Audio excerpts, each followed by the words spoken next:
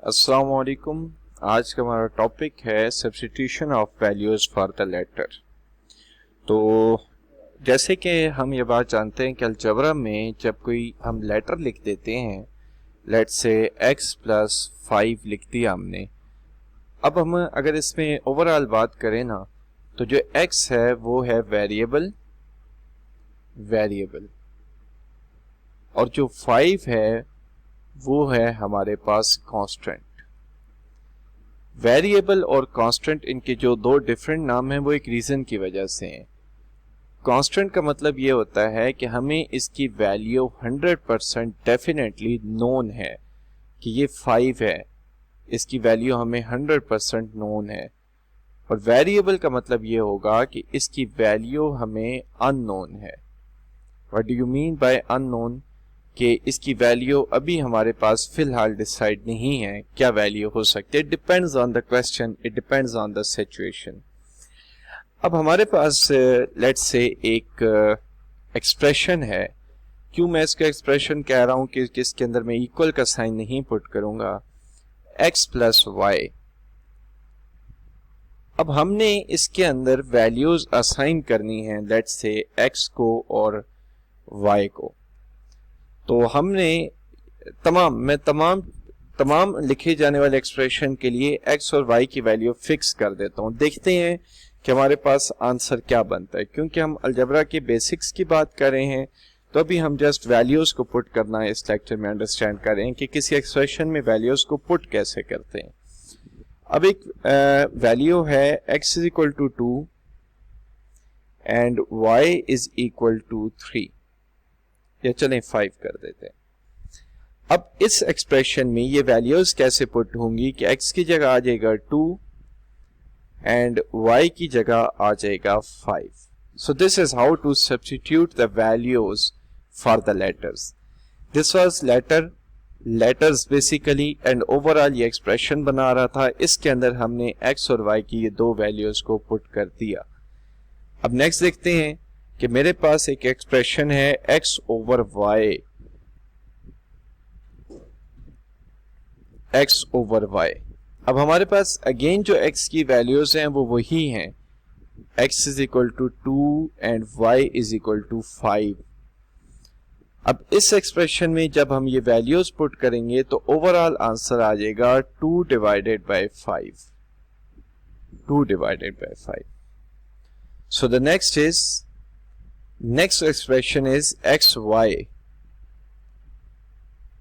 अब हमने यहां जो एक्सप्रेशन, जो वेरिएबल्स की वैल्यूज पुट की, लेट्स से वो अगेन हमने 2 एंड 5 पुट कर दी।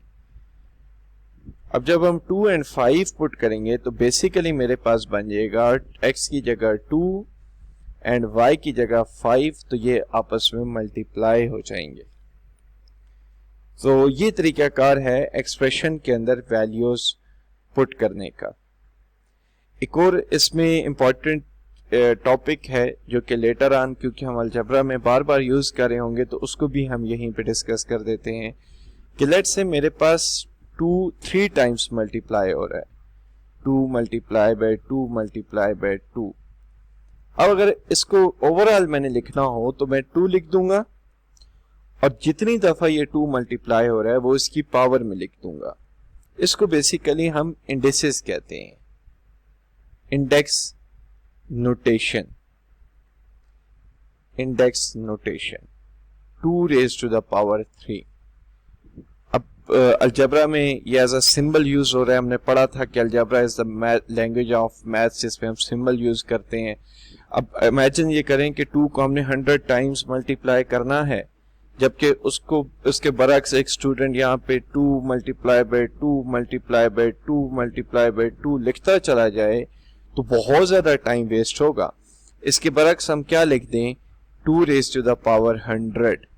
सो this is how we use basically a symbols to write down the mathematical statements in a short way. यही तो अलजेब्रा है बेसिकली। अच्छा, हम इसको एक और एंगल से भी सोच सकते हैं, तो वो एंगल क्या है उसको देख लेते हैं। Let's say 2 multiply by 2 multiply by 2 हो रहा है। अगर ओवरऑल देखा जाए तो 2 की पावर 1, 2 की पावर 1 और 2 की पावर 1 हो रहा है। तो इसको अगर मैं देखूं तो ये तो बन रहा है 2 की power 1 plus 1 plus 1। We know that basis same power will be added. So मेरे पास अब जो ओवरऑल आंसर आ जाएगा वो अगेन 2 की पावर 3 आ जाएगा। सो पावर ऐड करने के लिए एक हमारे पास जो बेसिक रूल ऑफ अलजेब्रा है वो ये है कि बेसिस सेम होनी चाहिए पावर ऐड करने के लिए। अब मेरे पास एक ऐसी सिचुएशन है जिसमें पावर नहीं भी ऐड हो सकती। वो सिचुएशन क्या है? तो वो सिचुएशन ऐसी है कि लेट्स से हमारे पास आ गया है 2 मल्टीप्लाई बाय 3 मल्टीप्लाई बाय 5। अब इनके ऊपर कोई ऐसा रूल नहीं अप्लाई हो सकता। द रीजन इज दैट कि इनकी बेसिस सेम नहीं है। तो बेसिस सेम होना जरूरी है पावर ऐड करने के लिए। हाँ, यहाँ एक और पॉइंट है कि let's say 2 multiply by 4 and multiply by 8 हो रहा है ना। तो अब हम 2 को तो विदाउट एनी चेंज लिख देंगे, 4 को हम 2 की पावर 2 लिख सकते हैं और 8 को हम 2 की पावर 3 लिख सकते हैं। अब अगेन अगर देखा जाए तो basis same power will be added. So basic answer आ जाएगा 2 की power 1 plus 2 plus 3। So the my answer is now 2 raise to the power 6। So कितना आसान कर रहा है अलजेब्रा हमारे लिए कि जब हम कोई एक रूल डिफाइन कर देते हैं तो एक बहुत बड़ी स्टेटमेंट को हम एक बहुत छोटे से अंदाज से लिख रहे हैं और हमारा इसमें टाइम बहुत ज्यादा बच रहा है। तो इसकी वजह से मैथ्स के बहुत ज्यादा जो लेंथी क्वेश्चंस हैं वो भी शॉर्ट हो सकते हैं। अच्छा, ये रूल वेरिएबल्स पे भी अप्लाई होता है। वेरिएबल पे कैसे अप्लाई होता है कि लेट्स से हमारे पास है x multiply by x multiply by x। अब अगर देखा जाए तो ये तो बन रहा है बेसिस सेम अगेन। ये यूं कर दें कि ये टोटल नंबर ऑफ वेरिएबल्स कितने हैं, ये तो 3 हैं, तो ये x की पावर 3 बन जाएगा। अब यही रूल अगर हम वो चीज जो हमारा कंफ्यूजन है कि a कांस्टेंट होता है, a कांस्टेंट तो नहीं होता, a तो वेरिएबल होता है। सो a multiply by a multiply by a, हमारा जो अगेन आंसर आ जाएगा वो अगेन आंसर a की पावर 3 आ जाएगा। द रीजन इज दैट कि a जो है वो 3 टाइम्स मल्टीप्लाई हो रहा था। सो इस टॉपिक में, इस लेक्चर में हमने देखा कि कैसे वेरिएबल को उनकी वैल्यूज असाइन करनी है इन द एक्सप्रेशन, और सेकेंडली हमने देखा कि what are the rule for index. तो उसमें की पॉइंट ये है कि तब इंडेक्स वाला रूल अप्लाई होगा जब बेसिस सेम होगी। अगर बेसिस सेम ना हो तो यू रूल अप्लाई नहीं हो सकता। सो इन द नेक्स्ट लेक्चर हम अलजेब्रा के रूल्स को मजीद थोड़ा आगे बढ़ाएंगे और उसको देखेंगे कि मजीद क्या रूल्स हैं अलजेब्रा के। अल्लाह हाफिज।